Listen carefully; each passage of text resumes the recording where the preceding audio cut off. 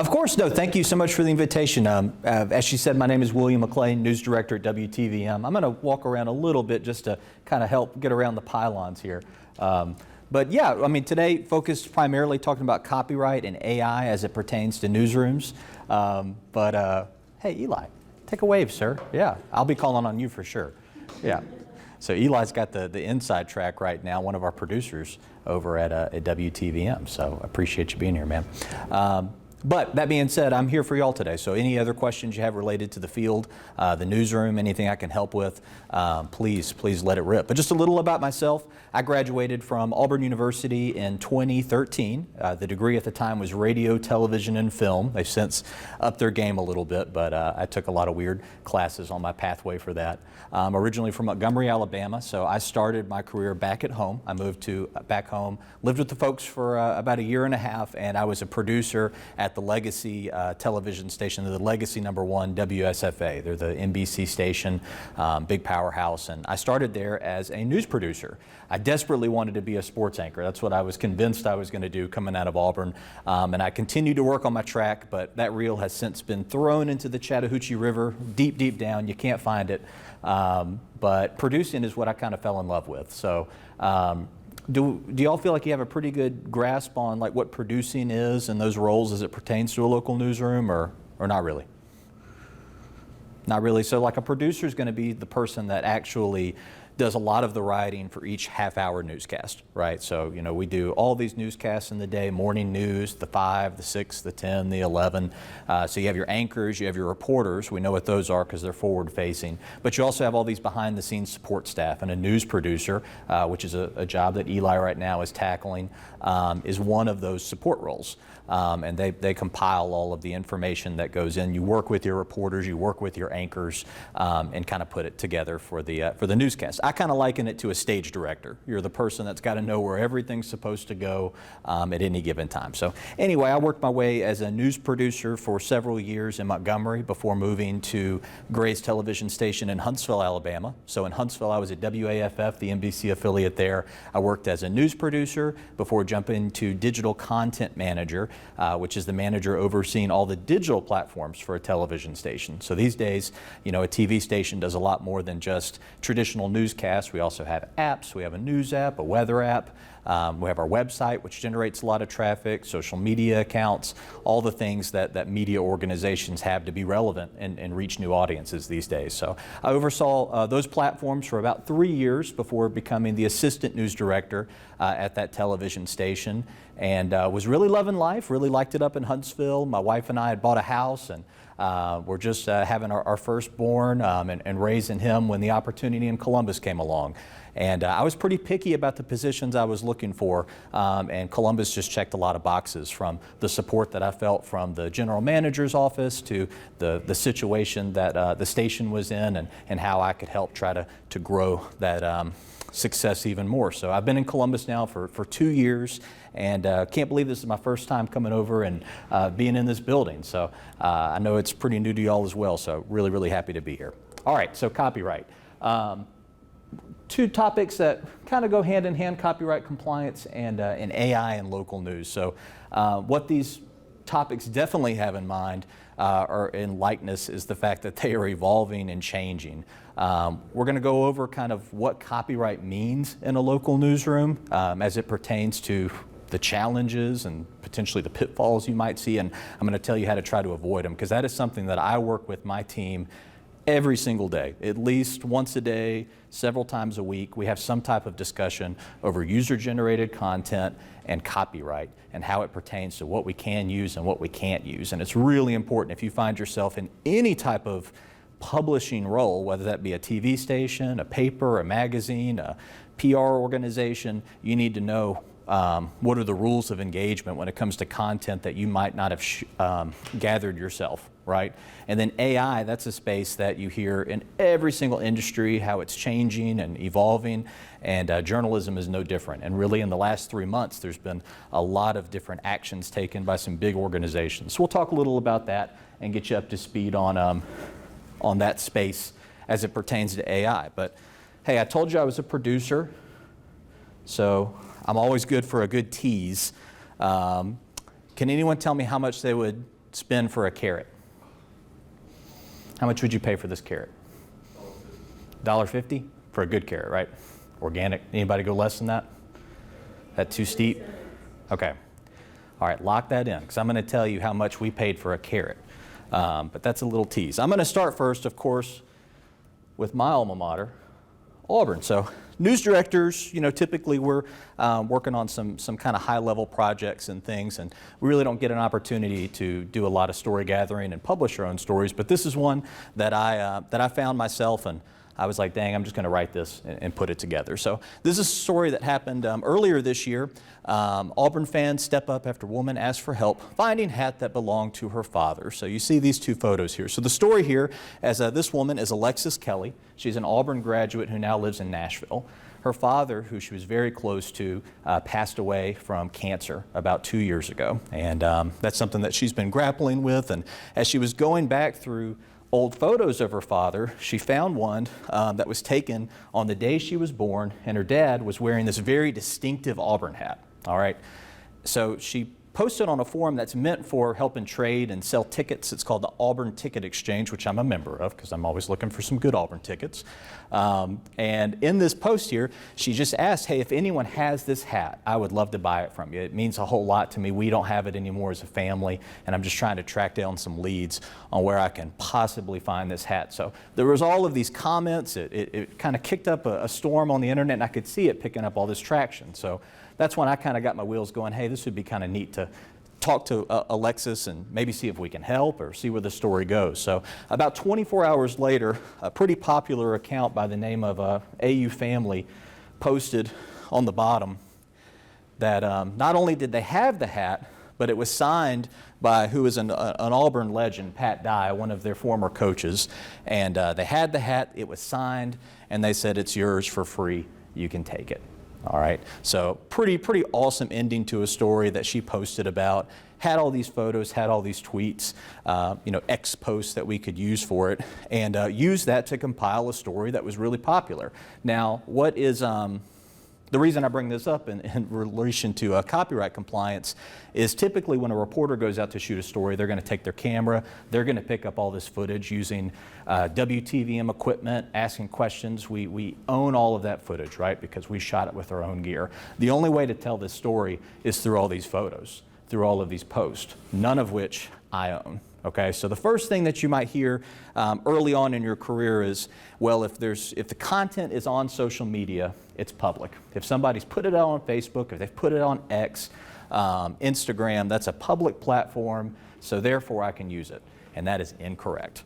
That is an incorrect statement, all right? So content belongs to the person who created the content. So in this place, whoever took these pictures is the owner of the content license. So the only way to use these photos or videos, if they had them, to be able to populate a news story and share them on our TV station and share them on our website is to reach out to the person that has the content license. So I was able to make contact with Alexis, and she was happy to share the stories. We talked to AU Family, and that's what made it a complete story. So that's kind of point number one in this world of social media, which we'll talk a little more about when it comes to understanding where copyright comes from. I mentioned that I worked in Huntsville for a little while. I was a digital content manager there, and this is a story that this couple, a little bit older, and they had a very public engagement at a big park in Huntsville. It's called Big Spring Park. Took a very cute photo shoot. This is one of the photos that went viral. The Today Show was talking about this. It was all over the internet, and the couple actually reached out to us with this photo, just saying, hey, we actually live in Madison, which is really close to Huntsville, and they said, if you want to do an interview with us and share this, you absolutely can. We'd love to talk to you, which, I mean, that's exactly what we're looking for, right, on a news day, to be able to follow up with them. There's a pitfall with this one, though, okay? So I told you that the license for content lies with the person who took the photo, okay? Even though it's the engagement photo for these two lovely people, they actually don't hold the copyright for the photo. The copyright belongs to Gianna Snell Photography, all right?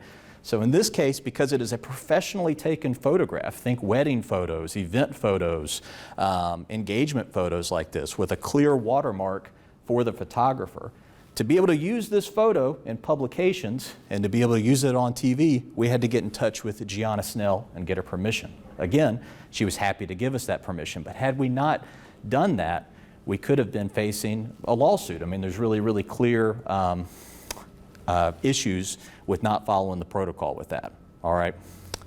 And then I promised you the carrot story. So this is a story for that hits home that I walked into when I started at WTVM, and this is a recreation. This is not the actual event the way it happened, but we have a noon newscast where we have interviews that come on, and folks come on and they tell us about their community events and happenings and things that are going on. So someone was coming in from our farmers market and they wanted to talk about the hours for the farmers market. They come in probably around 11:30 for their noon interview, and they go talk to that producer, that position I mentioned to you, and they said, hey, I have a graphic I'd like you to use when I'm doing my interview, and that has the hours, and you're good to use it. The producer said, thank you very much, farmers market lady. We'll be sure to do that, all right? And it was a picture that looked something like this, all right? Now the issue is that artful picture of carrots was not taken by the farmers market lady. Instead, it was a photo that was just ripped off Google. She had typed in carrots on a table, copy and paste, slapped her logo on top of it. She did not own the copyright to that photo, all right? So who's at fault? Is the station at fault, or is the farmer's market owner at fault? What do y'all think? You got a 50-50 shot. You think both? Farmer's market? The station was at fault. The station was at fault for not properly vetting that and for putting on a photo that we did not have the license to on our air. So when I asked you how much you pay for a carrot, how many of you want to pay $2,500 for a carrot? No? Yeah, we didn't like to do that either. So a lesson learned with that. I think one thing, we're going to go through kind of what content can you actually use without seeking permission. So I want to go through and spell that out for you. But one thing just to shift, I mean, right now you're students, right? So all your life you've built PowerPoint presentations and done different things for class, and you are working under basically an educational license. You're not putting out presentations for profit. So that is why when you get into an industry like local television, that has to completely change. You can't just take things from Google or from social media sites without having the license or permission to do so. So I want to try to break that down and kind of give you some examples of what content you can use, what's safe.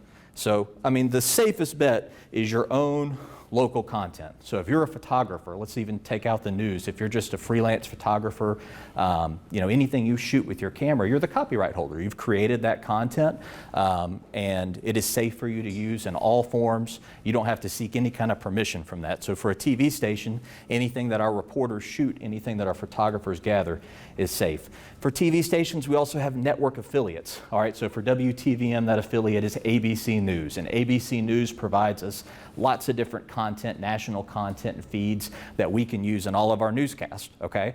Now, we are not a CBS affiliate, right? So if CBS News had a really cool interview with someone, I can't just go over to CBS's website, download it, and air it on our newscast, right? They're going to be very upset with that and have some words for us. Oh, I appreciate it.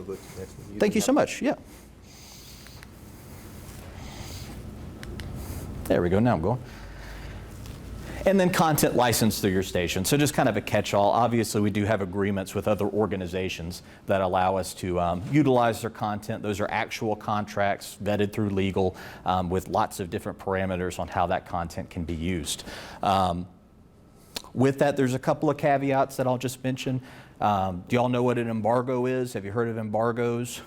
Right, so we're kind of nodding there. So embargoes are going to be a certain criteria, restrictions on content that maybe you can use, but you can't use it just however you want.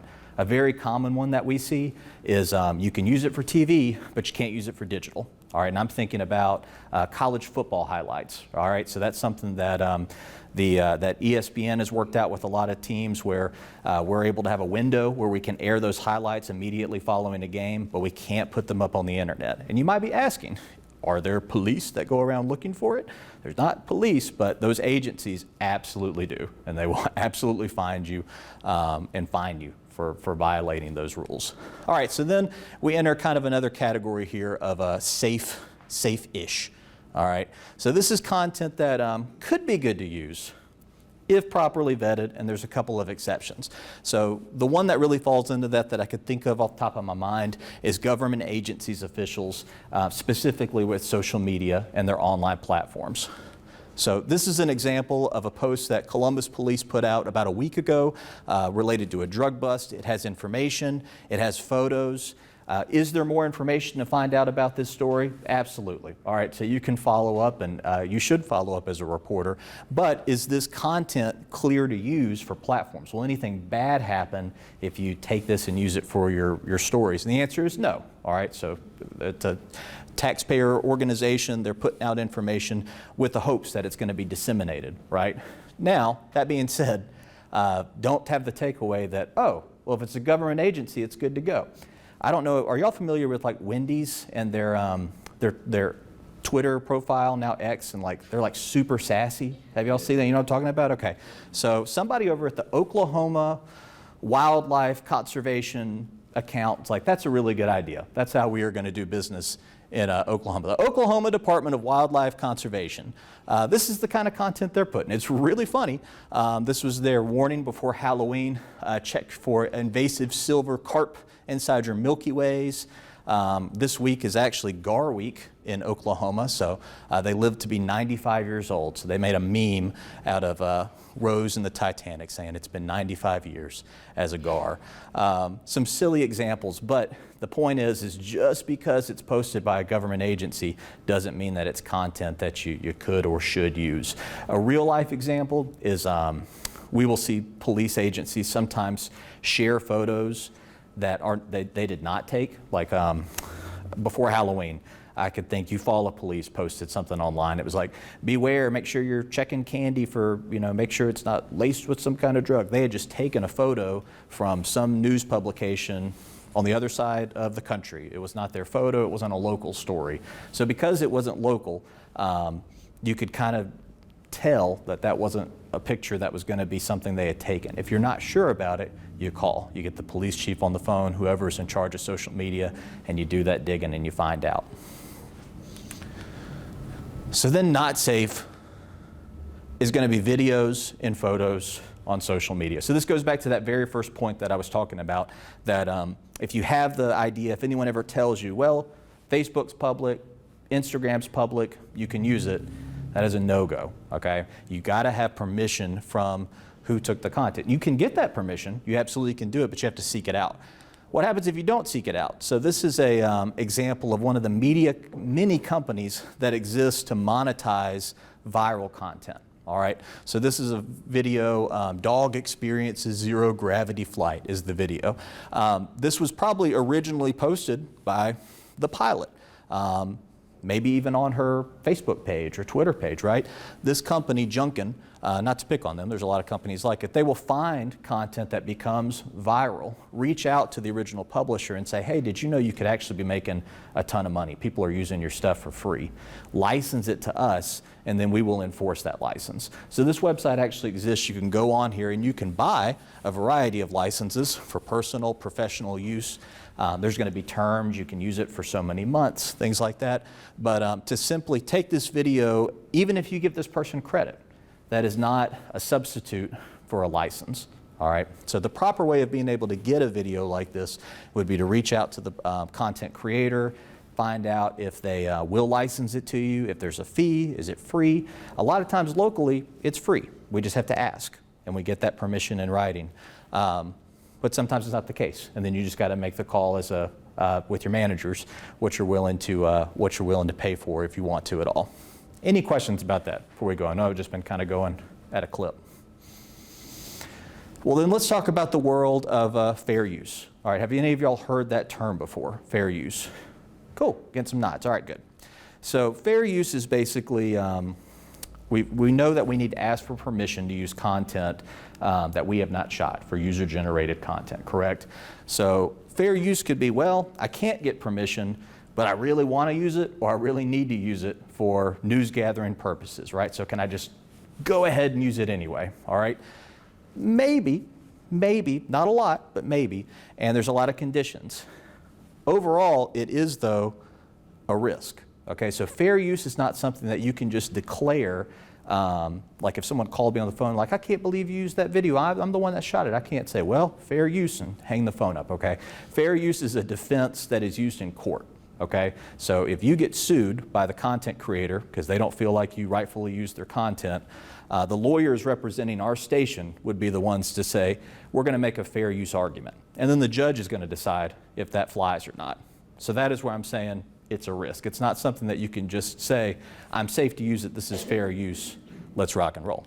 So what you typically do for the fair use analysis, you got to first ask yourself, is this content for news gathering, or am I doing something for sales or marketing? If the answer is sales or marketing, it's not going to win any type of a fair use argument. So if you're working for a PR firm, or maybe you're doing marketing at a TV station, you want to use a bit of a viral clip inside of a promo or something like that, that is not going to fly with fair use standards. So we need to first pass that test. Is this content relevant for news gathering? The second thing we're going to ask, is it integral to the story? And that's where the judge has to kind of figure it out. And it's where I spend a lot of my time with these different fair use equations, okay? So it really kind of boils down to, is the actual content the primary part of the story? And let me think of an example. An example would be, let's say a superintendent is suspended because of a video he or she posted on their Facebook page, okay? That is the story. The video is actually the story. It's the thing that led to the person being suspended, okay? But then let's say we do a story just about superintendent arrested for bank fraud, and we just find videos on his or her Facebook page of them just living life, and we use that for B-roll, okay? I'm now just using content I don't own from their page as supplemental video just to give me some B-roll. That would not pass a fair use argument. But the first example, where the video actually caused the action, which is a newsworthy event, a superintendent being suspended, that might hold water. So the conversation, that is what I have to try to figure out, and what I might go argue with our lawyers, and they give me the go-ahead or not to work with that, obviously working with your general manager as well. Some other considerations for that. It's better to use as little portion of the content as you can. Another fallacy that you'll hear, and the number one I hear is, it's on Facebook, so it's public, which we know now is wrong. The other thing I hear is there's a 6-second rule. You can do anything you want as long as it's not over 6 seconds. All right, that is just completely made up. All right, so that is up again to a judge to figure out. When you're using a minimal portion of it, that's going to be a better argument for your fair use strategy, that you were only using what you had to in order to tell the story. Okay, so an example, I guess, would be, let's say there was a fight at the Auburn-Alabama football game in 2 weeks, right? And the coaches are out there throwing punches, right? So we're gonna use that part. I'm not going to show you the whole Iron Bowl because of that. I'm not going to show you the entire game and re-air that. But I'm going to try to use the part that is pertinent to the storytelling. And then the last consideration, embedding no longer a safe option. That very first story I told you about Auburn with Alexis and sharing the stories, all of those were Facebook posts and tweets. You have probably read and probably still read stories all the time from, I'm thinking, not throw BuzzFeed under the bus, but from BuzzFeed or something like that, where the entire story is just told in a series of tweets, right? There might not ever be an interview held, or it's just like reaction from fans react to the big loss to this game, and it's just a series of tweets in there, right? Once upon a time, maybe about 10, 12 years ago, basically the guidance was that's pretty okay to do, because you're basically keeping it inside of its Twitter box and embedding that on your website. However, I told you at the beginning that these things evolve. What happens is these different cases go to court, judges rules a different way, and you get new precedent. And where we stand today is that really isn't flying anymore. There's been folks that have argued against that in court, that, hey, that's still my content that you're using. They have won. So now the guidance, at least for us at our station and our legal team, is that embedding does not really absolve you of getting permission from the content gatherer for your various stories. I think one thing that always comes to mind when we think about when to use video and fair use is weather video, right? So anytime there's a significant weather outbreak locally, we're going to get just inundated with video and cell phone video, tornadoes, I mean really dramatic things that we know would definitely be consumed online and probably lead to a lot of clicks. And this is kind of a good example of when fair use would work and when fair use maybe would not. So if I got this video from a storm chaser of a tornado during an active weather event, all right, so this tornado, let's say it's, you know, in East Alabama and it's still moving toward Georgia, I would throw this up on television under the guidance that we're trying to save people's lives. We're trying to save property and life, and that's the fair use argument we're going to make, because we want to show people this active threat that is still coming toward them, right? Now, if this was a day later, 2 days later, and now I'm just trying to show you, man, look at this crazy tornado, right? And I just use someone else's footage without permission, that's not going to pass a fair use test, because now I'm just using their content really to supplement my own, and I would need to ask for permission with that. Any questions? Yes? So if you are getting video or still photos for local weather events, is it policy or is it law that you do a credit to the person who provided it to you? Do you typically do that? Yeah, typically the content provider, I mean, if someone asks to use our footage, we're going to ask that they please give us a credit. So we typically just, by policy, we'll do that. Sometimes people don't want it, so I usually tell them, hey, well, how would you like your credit displayed on television? Sometimes they'll just say, oh, I don't want my name on there, but you could have it. So that happens sometimes. But I think that's absolutely best practice, is to make sure that you are telling people that, hey, we got this content from another source, here's who that person is, thank you very much, instead of trying to pretend that maybe it's something that your organization got on your own. Do you have a question? My biggest question was, like, how do you determine this if, like, since you don't have to necessarily cite common knowledge, how do you determine what's common knowledge and what's not? Like, what line more does someone that not the whole population knows, or something like that? Yeah, so I think there's definitely a difference between like information and then like video and image content, right? So I mean, because you're talking more about just like text-based information, right? Yeah, so I mean, I think if it falls within the realm of common knowledge, if we're just doing math here, right, we don't have to necessarily cite, a reporter or anything like that. Yeah, that's fair. Yes, sir. For a video like this, yes, on a cell phone, do you have any kind of time limit? So, for example, you're having a weather update and you show this because it is happening right now. So, how much longer can you use this footage? Say, for example, your news hour, an hour later, when the thing has passed, would you still be able to use this? It's a very good question. There's a couple layers to it. So when the actual weather event threat was over, I think that would that's when I would close the window to it. Now that would still be up to a judge's interpretation. Now where it gets tricky is we have newscasts that are recorded and tape delayed on subchannels, right? We have recordings on digital, right? So like you can go watch the 5 o'clock news for up to 48 hours on something. That is actually now in breach of the copyright by the letter of the law because of the streaming rights and how that pertains up there. So you would actually, to be completely compliant, you'd have to find a way to scrub that. Now, does that happen in practicality and action? It honestly doesn't a whole lot, but that's where it gets really convoluted. But I would think that our legal team in that scenario would fight for the fact that we didn't do this with malicious intent. We did it with the intent of helping folks. But if you did try to squeeze it in just because it was a shocking photo, you're putting your organization at risk. Yeah, good stuff, y'all. I appreciate it. Okay, so let's talk a little about AI. I'm gonna check and make sure I'm still on track.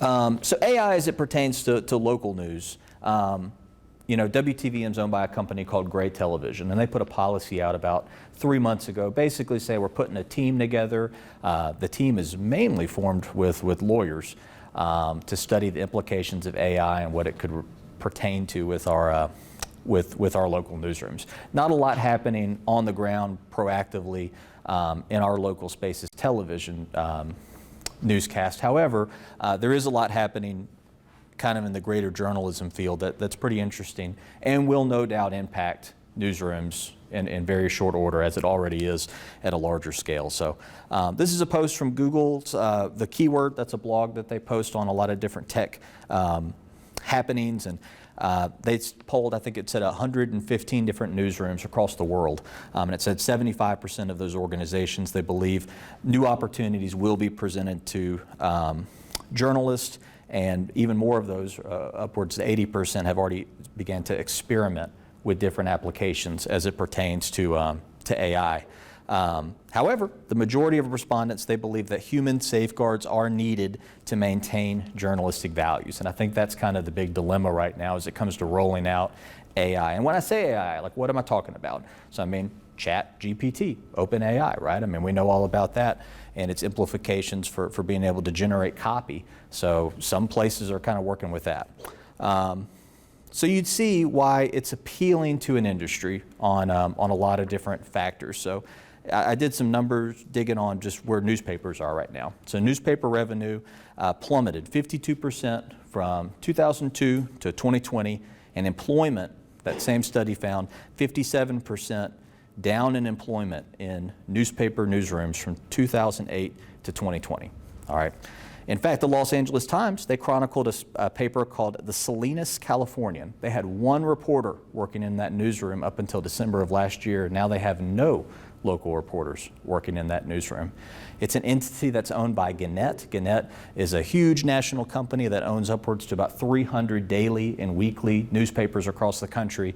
And what's happening at the Salinas Californian is not an outlier. They have that same situation in many of their newspaper newsrooms across the country. So they're trying to figure out, how can we continue to populate local content when we can't even staff, you know, a suitable number of reporters. So you would see why AI, despite its shortcomings right now, is super attractive to a company like that as they're trying to figure it out.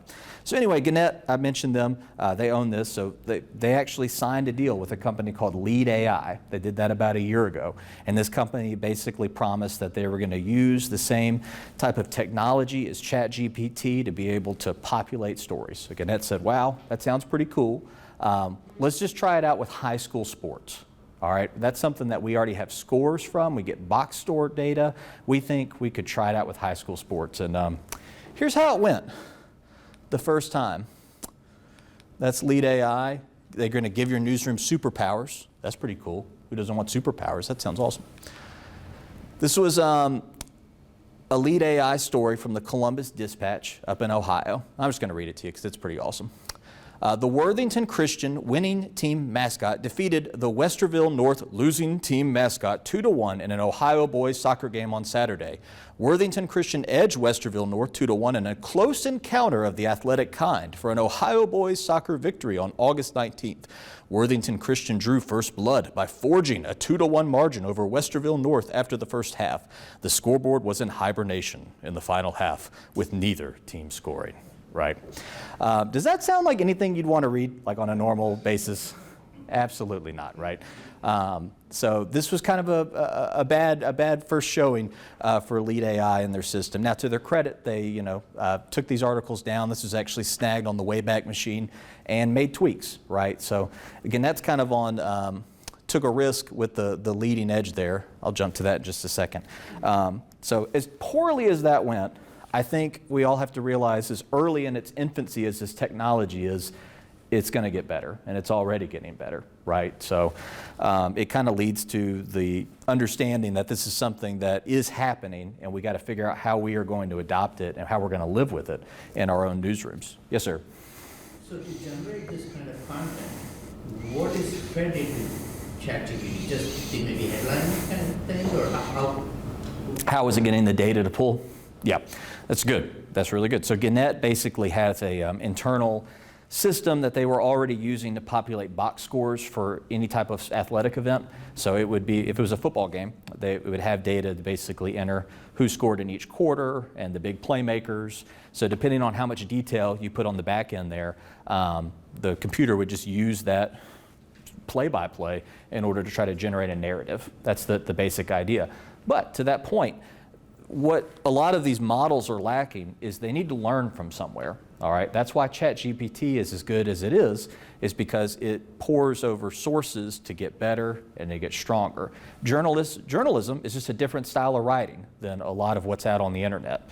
So to get better, these models need to pull from journalistic sources, and that is a point of contention, and that is what has really developed the most in the last 3 months. Okay, so over the summer, the Associated Press, they're one of the stalwarts of journalism, a respected organization in the country, so they signed an agreement with OpenAI, and they said that we are going to give you access to all of our archives, and you can actually pour through to help your generative learning. And they haven't really spelled out what they're going to do with it moving forward, but they've at least kind of broached that they are willing to try and work out actively with the agreement. Now, they are alone in that space right now. Many other companies, Disney, New York Times, CNN, they're going the exact opposite. They said, our archives are our archives, that's our property. We do not want your technology just scraping everything we have to learn how to compete with us, right? So they've actually put code in their sites to prevent those bots from doing just what they're doing with the AP News, which is learning and getting stronger based on those articles.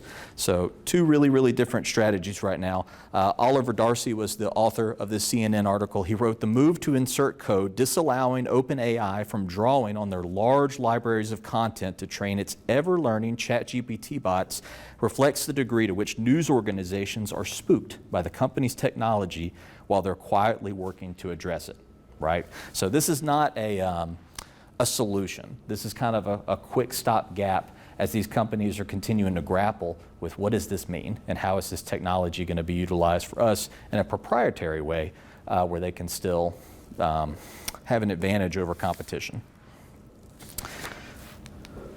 One of the big players in this space, OpenAI, they're the creators of ChatGPT.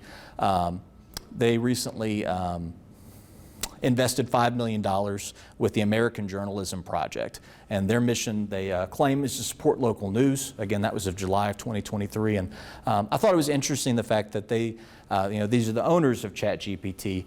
And this paragraph here kind of encapsulates the potential, but their self-admitted challenges right now. So significant opportunities for journalism organizations to use AI. It can facilitate deeper analysis of data, strengthen and personalize the experience for users, develop new formats. At the same time, AI poses important challenges to developers, journalists, and society, including the spread of misinformation, complex questions surrounding bias, privacy, and copyright.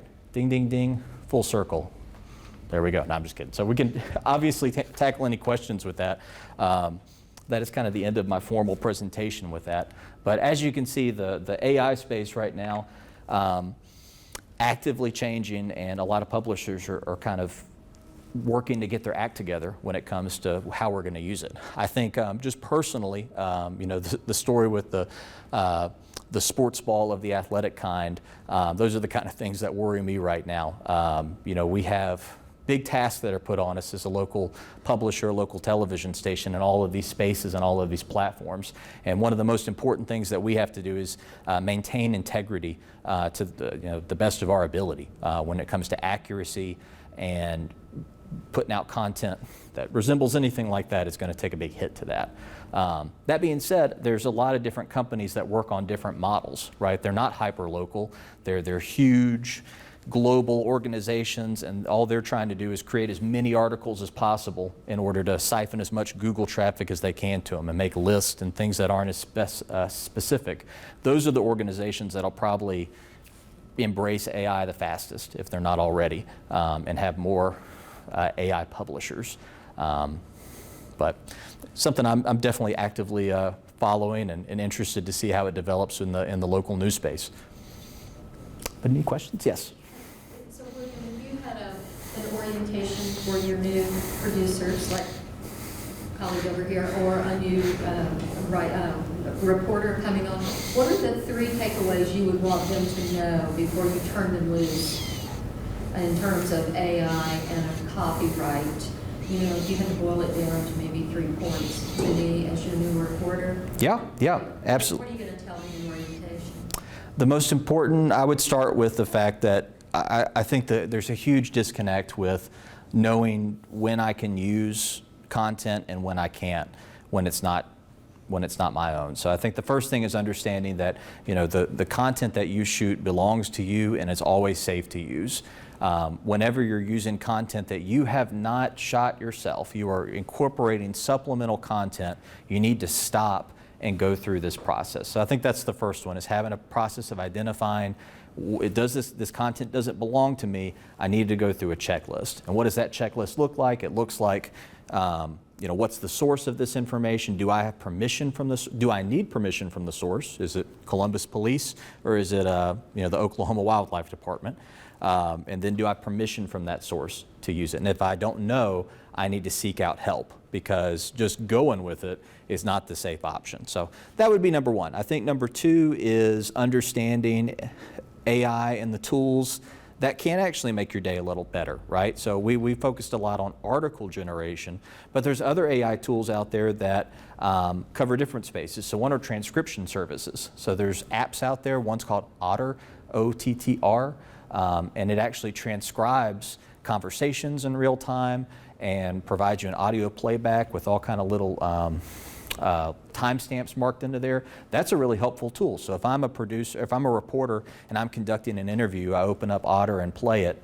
Now I can immediately reference that on my way back, so I can be starting to think about how my package goes hand in hand and kind of pluck in some of those sound bites. So that's something that makes your job easier and kind of gets your day, gives you kind of a hack in your day, which is really important to find, especially for new reporters.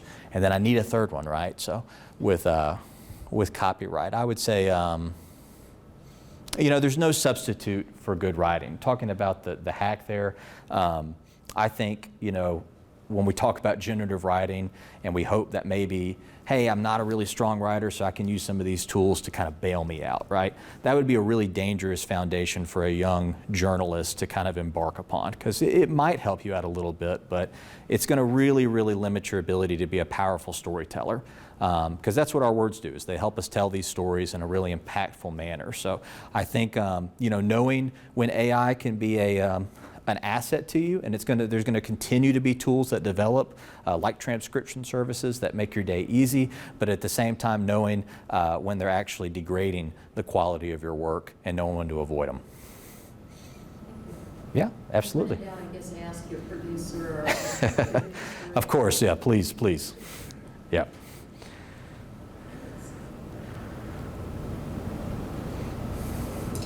So, as of today, how Yes. do you guys utilize AI or ChatGPT in your newsroom? What is the degree to which you actually, how do I say, not relying on, but taking advantage of it?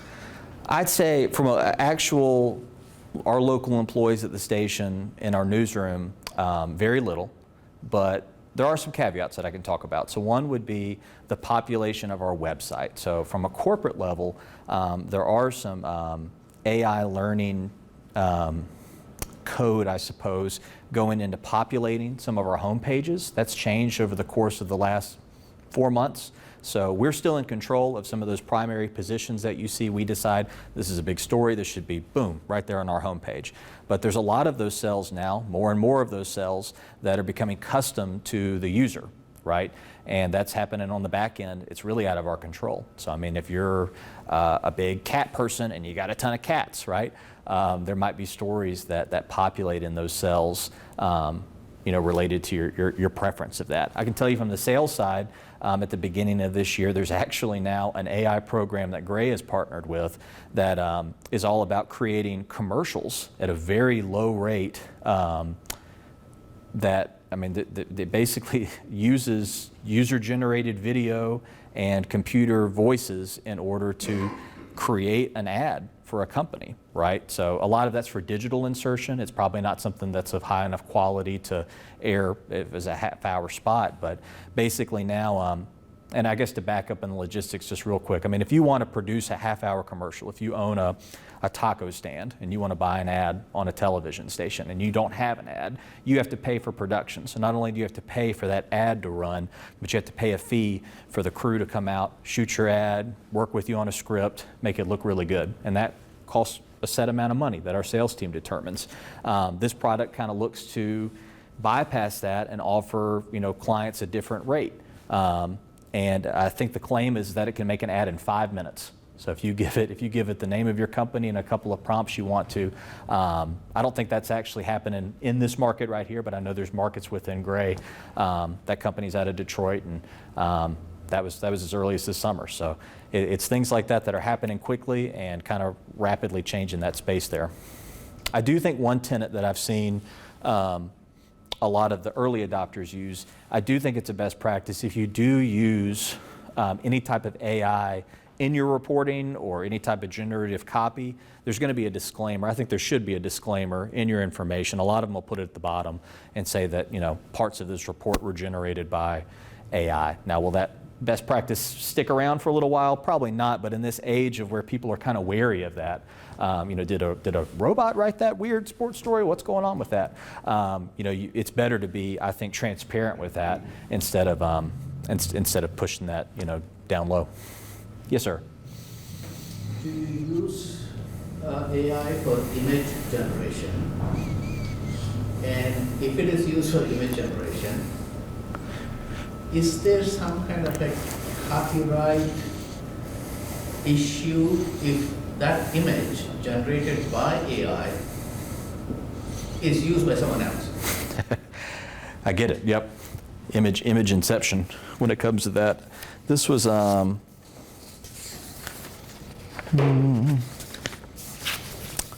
AP has published is probably the only organization right now with guidance.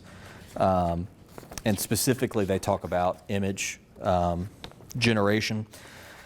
So their little blurb on it is, generative AI has the ability to create text, images, audio, and video on command, but is not yet fully capable of distinguishing between fact and fiction. As a result, AP says material produced by artificial intelligence should be vetted carefully, just like material from any other news source. So they're kind of kicking it back on the editor to kind of figure out, you know, hey, where did this image learn from, which might be a little unfair because I think it's going to get trickier and trickier to tell. So right now, our company, you know, image generation was one of the key things. They basically said, hold off, don't get into that space right now. The way we license images is we have a company, a contract with MGN Services. They do a lot of images, and let's say MGN screws up, all right, and they disseminate an image to us that they did not have permission to do. The way our contracts stand is that's MGN's problem. All right, we're not going to be directly liable for that.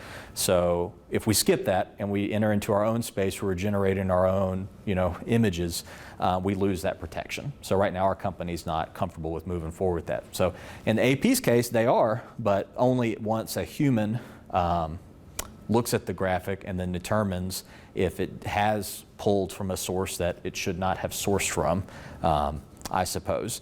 Now, who would be the actual license holder of that image once it is created? I think that was your follow-up question. That's a good one. That's a good one. Yeah. Just waiting for the courts to decide. I know. Who is the owner. I know. So I imagine folks like MGN are going to get into that space. So I would imagine if MGN creates generative images in their space, they're going to hold the license for it and they will disseminate it like that. It might create a world where you don't even need an MGN, right? Which I'm sure unsettles them. Like, you know, if the local publisher can basically create that product they're paying for, but I think you assume more liability, which is the. I mean, I can see the complications where, for example, if I'm using free ChatGPT version and create an image versus, you know, I've got a paid ChatGPT version and I create an image. Now, would there be an ownership issue? Sure, So right. Interesting. Yes, sir. Why don't you speak to our students just a minute about jobs that could be available in your newsroom, demand for, and potential for upward mobility in those jobs? Of course. So AI has not taken over all the jobs. We got plenty of jobs. So thank you for mentioning that. No, we have a newsroom that's about 40 strong, and that's not even counting all of our production opportunities that are going to be behind the scenes. So I'm just talking about producers, reporters, anchors, video editors. It's a industry that you know, I was excited to join, even though I wanted to be that sports reporter. The behind-the-scenes producer role was one that I had a mentor at the time. He was the news director in WSFA in Montgomery, and he just told me, he said, producers right now are at a premium, and if you're good at it, you can really jump up fast in this business. And it's pretty good advice. So I was able to, you know, find a lot of promotions within the company and kind of seize those opportunities, and that was just because of the career path that was outlined right there within TV news. So you know, while I read all those stats with the newspaper business, you know, I think the TV industry is still in a shape of evolving and needs to be careful. But you know, that not the case locally when it comes to big job loss. Where we are right now is we actually have paid internships. That's something we've had for the last year and a half and has been extremely successful. It's called the Gray Future Focus Internship Program. And why I say it's been extremely successful, I'd say right now we're batting about, say 30% of our intern folks have actually transitioned to full-time jobs. I'd say another 40% of them were juniors and are now seniors in their school, and we're keeping an eye on it. So what's great about it is before we had paid internships, you were unpaid. I was an unpaid intern, plenty of people were. But technically, you're not allowed to be real hands-on. You're not supposed to shoot with the camera. You're not supposed to handle gear. You're supposed to do a lot of shadowing and observing. With this paid internship program, we treat you like a part-time employee. I had a young lady come in from LSU. She was really involved with their television program there, and she ended up fronting 12 packages over her internship. She led the 6 o'clock news one night. It was incredible. So, and that's not everybody's path. Not everyone's ready for that. We've got plenty of other people where that's what they're building up to their entire semester with us, is being able to get some content on air, and that's great too. So it's super customizable, and you get paid. Did I mention you get paid? So that's really nice too. So I'm happy to talk to you about that. Like I said, that's my email right there if I hadn't mentioned that. So if you have any interest in doing that, we do them for fall, spring, and the summer all the time. And if you don't even want to commit to a full internship, we also just do job shadowing. I mean, yes, please. Just to continue on what you had broached a second ago, I believe there's one more internship that might be available for spring. So what we prefer to do here is you let me know if you're interested, or let your advisor know, and we will do the first round of vetting for you, and then we'll let you know the ones who are interested, and then you can take it from there. But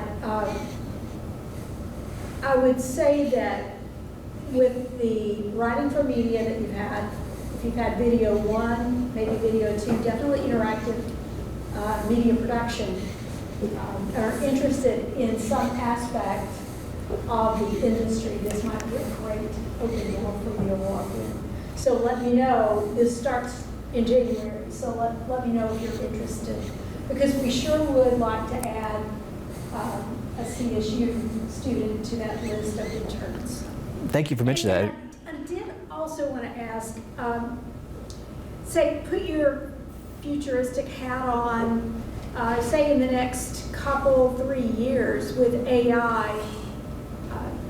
It's in infancy stages to a certain degree, but you know it's going to come more and more into the newsroom. What are specific areas of training that we need to step up our game on in order to prepare for that next generation?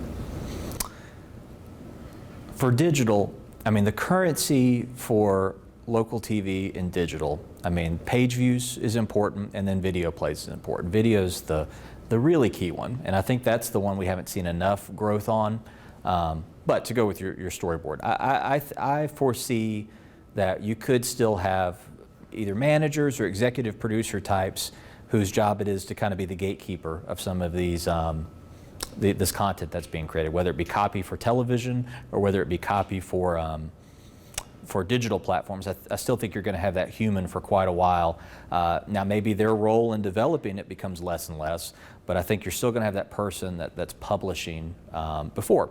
So, I mean, that just comes by. I mean, are you good at grading a paper, right? Has anyone ever asked you to help rewrite their paper for them or help them out with it and grade it? You know, that's going to come down to some real base, you know, grammatical skills. And I think it's also going to be something where, you know, maybe the computers can do the base level story, but it's going to take someone's creative eye to be able to tell, hey, do I need to take this story and it needs to be more. You know, we need to add more creativity to it, more voices to it. And that's where a little more of a creative eye can come in. So that person, I think, is multi-skill set. I think not only are they a strong writer, but they're also able to probably edit, they're probably able to also shoot. So, you know, while those are kind of some old facets, I think that's where the business is going. I had a news director one time tell me his advice to folks is always, you know, you got to know how to write, or you need to know how to shoot, or you need to know how to edit. That's how you're going to do great in this business. I think those ors have turned into ands. I think you need to know how to write and shoot and edit to really be successful forward in the business. And that's why we adopted that form of training.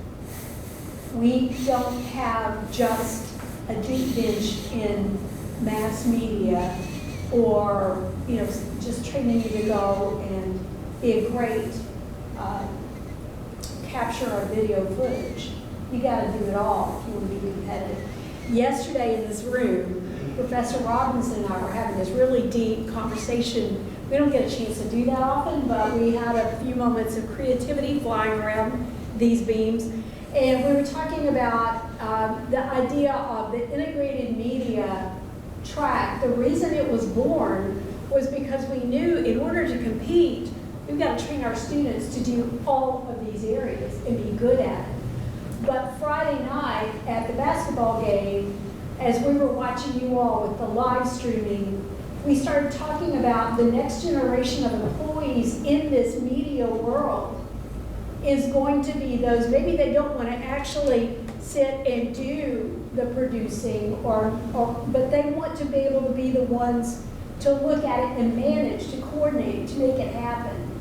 And so whether that's true or not, we're going to be partnering with you all, with our media partners, and look at, peer into the future if possible, how can we make this an addition to our training program?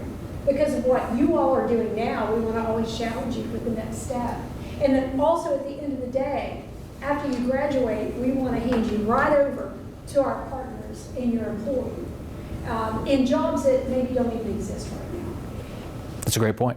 And I just want to mention, because I know we've probably got various degrees and backgrounds. I mean, Eli, what are you working on right now? What's your degree going to be? Communications with a focus in film. With film. We have 4 other CSU graduates working in our newsroom right now. We have technical writing backgrounds, English backgrounds. None of those are broadcast journalism, and it doesn't matter. All right, so just don't feel like a label prevents you from pursuing any of these opportunities we talked about.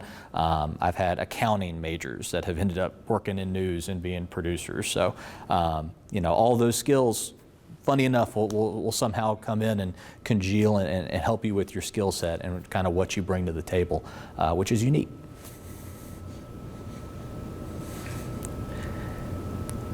Really appreciate y'all's time. Yeah, sorry. When do you feel like the right time is to dictate when is, because I know you said earlier about AI and like whenever the AI makes the basis of an actual like a report or something like that, and then like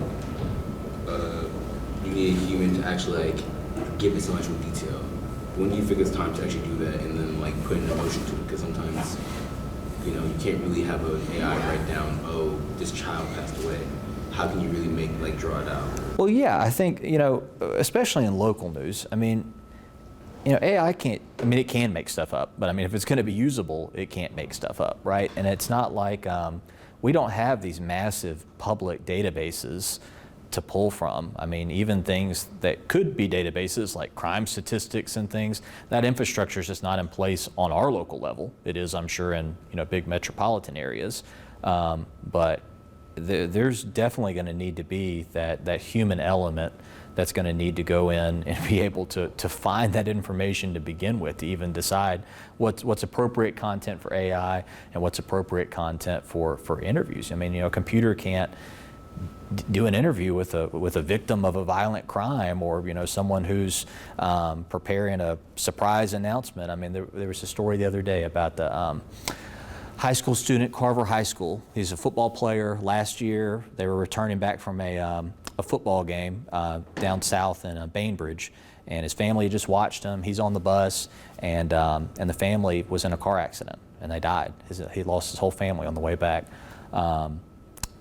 Just about 2 weeks ago, I think the NFL came down and surprised this student, at a pep rally he didn't know was coming, and with going to the Super Bowl and all these different initiatives, and a really touching tribute to his family was done at that time. That's just not a story that a computer is going to replace anytime soon. Being able to identify that emotion, have the tact to be able to navigate how to do those interviews.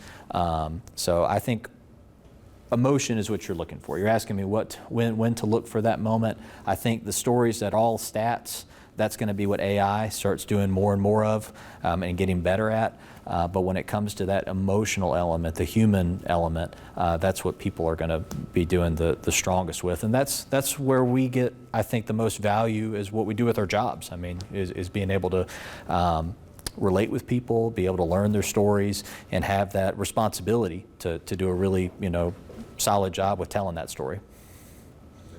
Yeah.